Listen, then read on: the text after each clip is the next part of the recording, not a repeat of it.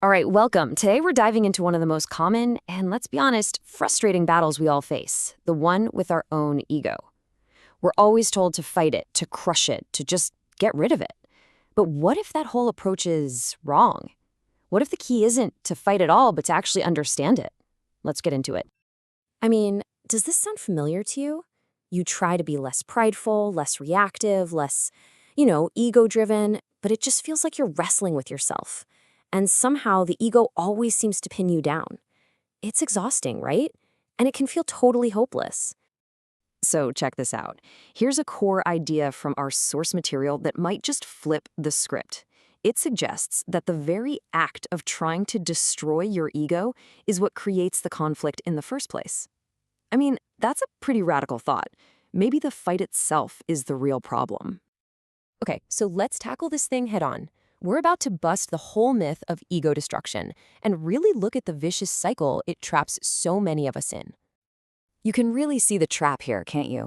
It starts simple. Your ego causes a problem. Maybe you get angry because you feel unappreciated. So what do? You create a new, better ego to smack the first one down. But then that ego, the one that's so proud of being humble, well, it needs policing too. So you create a third ego to launch the second one, and it just goes on and on and on. It's a completely futile, never-ending journey. Okay, so if trying to destroy it is a dead end, what's the alternative? It's understanding. So let's start by breaking the ego down into its two core parts, because it's not just this one single monster. Okay, so the way our source material explains it is like this. First, you've got the circumstantial ego. This thing is built from the circumference of your life, your money, your job title, what other people think of you. This is the part of you that gets bent out of shape if your boss praises a coworker, but not you. And then you've got the delusional ego. This one's born at your center. This is that little voice inside that just has to be the smartest, the best, the big boss in the room. It doesn't just feel slighted. It internally burns with this competitive feeling, thinking, I'm better than them anyway. And this, right here, is the core of the whole problem with both of these egos. By its very nature, the ego is temporary and insecure. It literally changes with every single new circumstance. And yet, its one and only mission is to become permanent and secure. And that impossible clash is where so much of our anxiety and frustration really comes from. All right, so what do we do about it? Well, if fighting is a no-go, the real answer is awareness. It's about taming the ego, not destroying it. And you do it through the power of just plain understanding. You can think of it like helping our ego, grow up. An unripe ego is totally reactive. It glues itself to external things like status and is always looking for peace from the outside world, which, of course, just creates anxiety. But a ripe ego, that's a tool. It's something we can use to function in the world, to go to the grocery store, to talk to people, but it doesn't get attached to any of it. It becomes a servant, not the master. Now, this quote uses the word destroy, which I know might sound a little confusing after everything we've said, but think of it this way. When you understand the ego so completely, that understanding itself destroys its power over you. It's not about winning a fight. It's about seeing something so clearly that it just loses its grip on you. This is a cognitive shift, not a battle. So that sounds great in theory, but how do we actually build that understanding? Well, our source gives us a really practical toolkit, a series of 4 states that help you build mental resilience from the inside out. So let's walk through this path. It's a progression, right? First up is sama. This is all about finding that baseline of inner calm. Next is dhamma, which is taking that calm and expressing it outwardly by choosing not to react.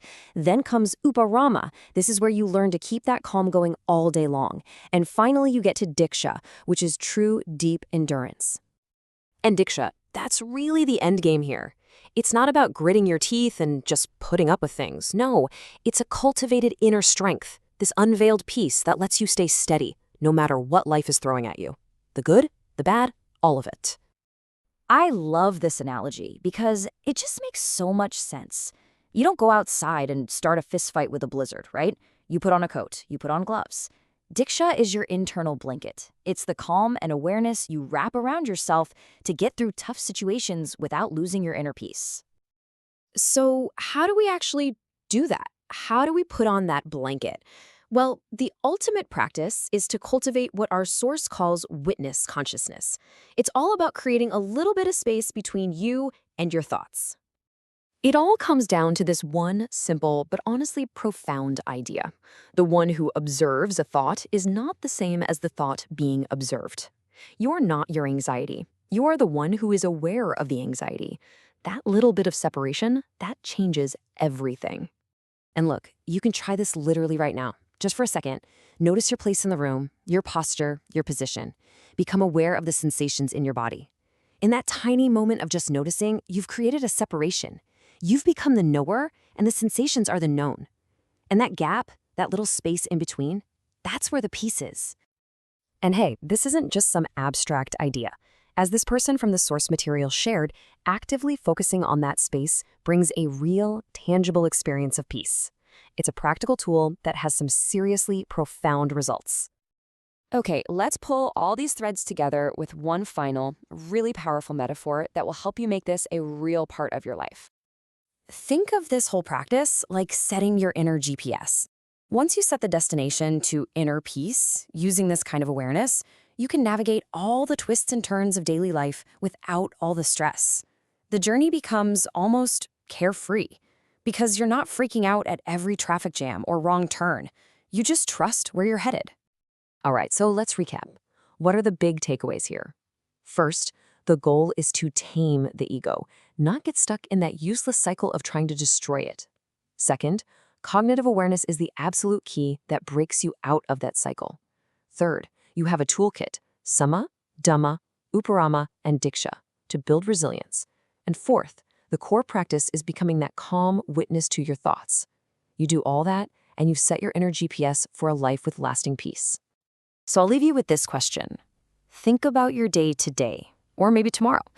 Where is that one spot, that difficult meeting, that frustrating commute, that challenging conversation, where you can practice putting on your inner blanket of calm awareness instead of just fighting the weather?